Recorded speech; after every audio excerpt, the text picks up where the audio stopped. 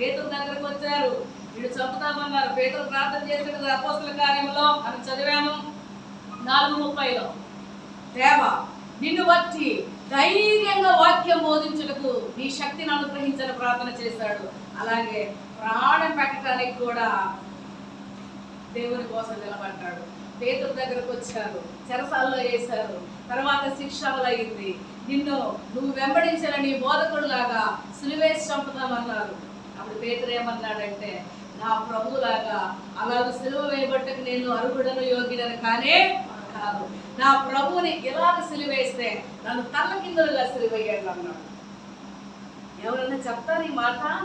ఇంకొకటి అన్నారు, ఏమిరా నీ ధైర్యము, చంపుతానన్నారు కూడా దేవుడు దూషించట్లేదే, తల్లకిందులు సిలువేయమంటున్నావే, అయితే రెట్టింపు నీకు శిక్ష. ఏం చేస్తారు?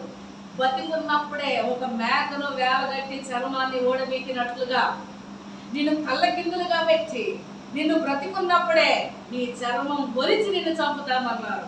అప్పుడు పేతురు ఏమన్నాడు తెలుసా? నా క్రీస్తు కొరకు హతసాక్షిగా పానార్పణంగా పోయబట్టడానికి ఇష్టపడుతున్నా, రెడీ అన్నాడు. తల్లకిందులుగా పేతురుని పెట్టి చర్మం అంతా చెక్కి చంపేశాడు.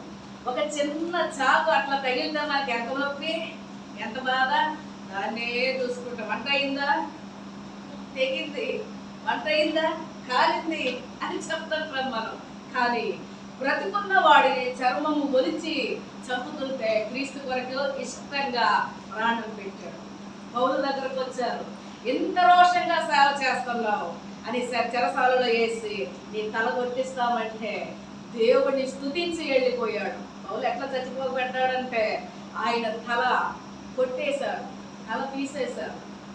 ప్రియులారా, తోమ ఎలా చనిపోయాడంటే బాణాలతో కొట్టి కొట్టి చంపేశారు. బాణాలు శరీరంలో దిగిపోయాయి. చెన్నై పట్టణంలో తోమ. ఒక్కొక్క భక్తుడు విచిత్రమైన చావులు. నిన్ను రంపంతో కోసి చంపుతామంటే వెళ్ళిపోయారు హతసాక్షులుగా. వారికి ఒక కిరీటం ఇచ్చాడు దేవుడు పరలోకములో. కిరీటం పేరేంటి?